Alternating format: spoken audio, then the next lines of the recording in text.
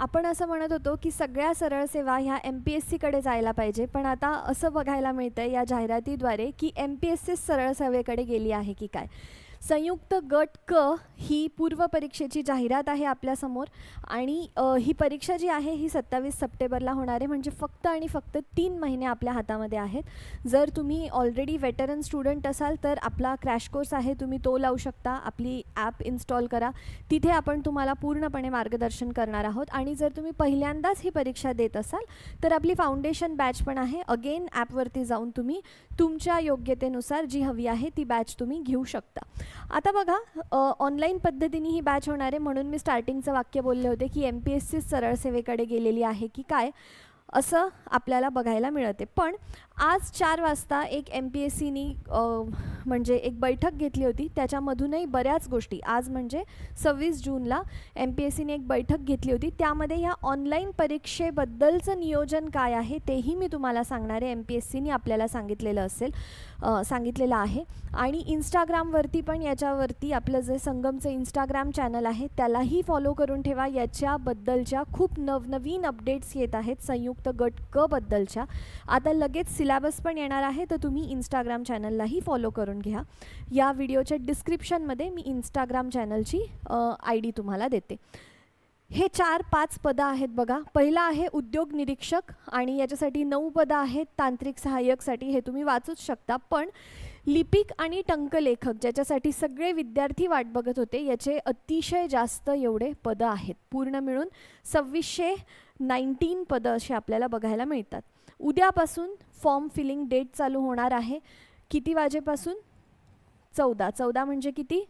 2 वाजेपासून. आणि 17 जुलैपर्यंत रात्रीच्या 12 वाजेपर्यंत आहे. या डेटला तुम्ही विसरूनच जा, कारण की वेबसाईट हँग पडते किंवा वेबसाईट काम नाही करत, मॅम मी फीस भरली आहे, मॅम मी हे केलं आहे, अशा एक्सेट्रा खूप गोष्टी होतात.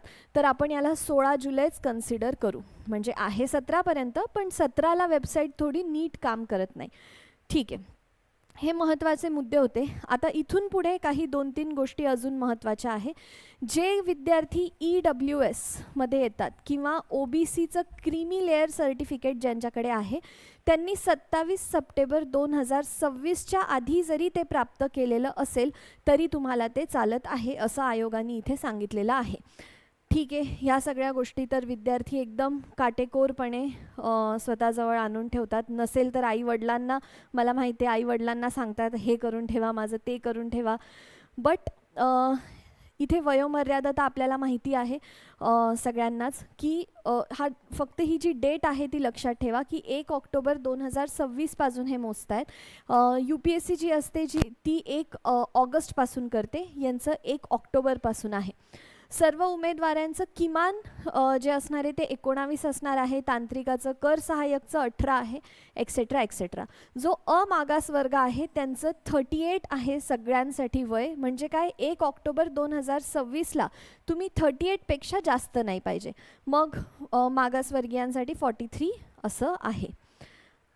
आता हे आहे शैक्षणिक अर्हता. जर तुम्हाला ह्या सगळ्या म्हणजे ऑटोमोबाईल इंजिनिअरिंग, स्वयंचालक अभियांत्रिकीसाठी हे डिप्लोमा तुमचे झालेले पाहिजे.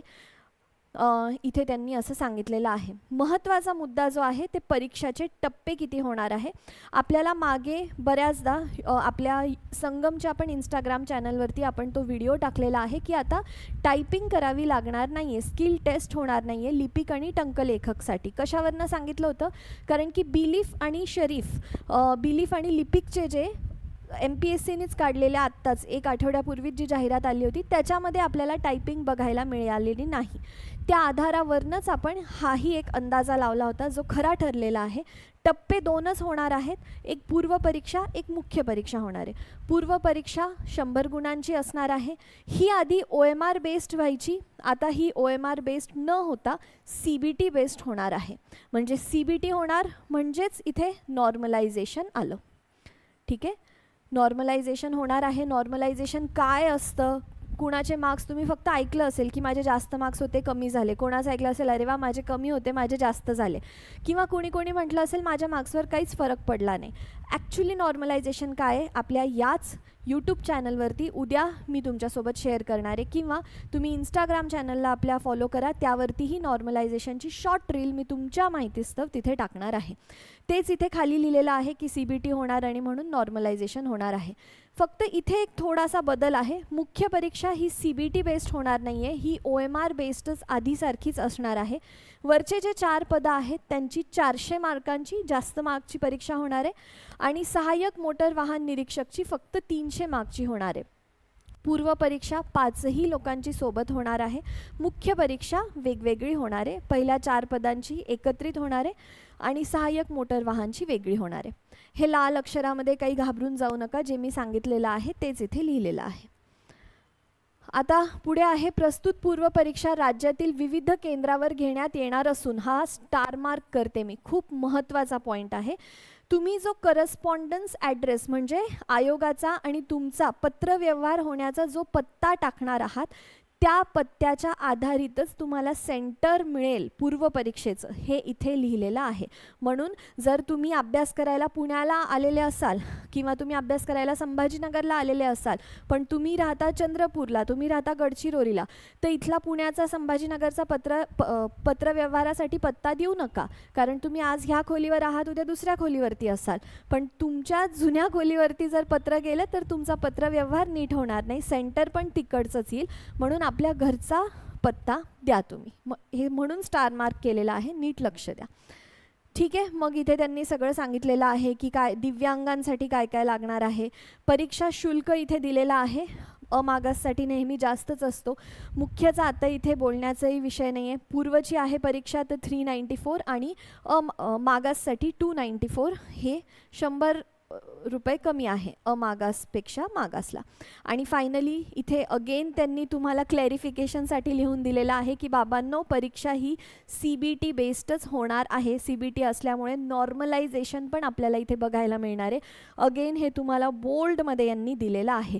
प्लस दुसरी गोष्ट यांनी सांगितलेली आहे की आमची जी ही काही वेबसाईट आहे त्याच्यावरती जाऊन तुम्ही कशी असणारे आपली MPSCची मॉक टेस्ट ती तुम्ही सोडवू शकता, हे इथे महत्त्वाचं आहे. नाही तर ते म्हटले असते की TCSच्या वेबसाईटवरती जाऊन करा.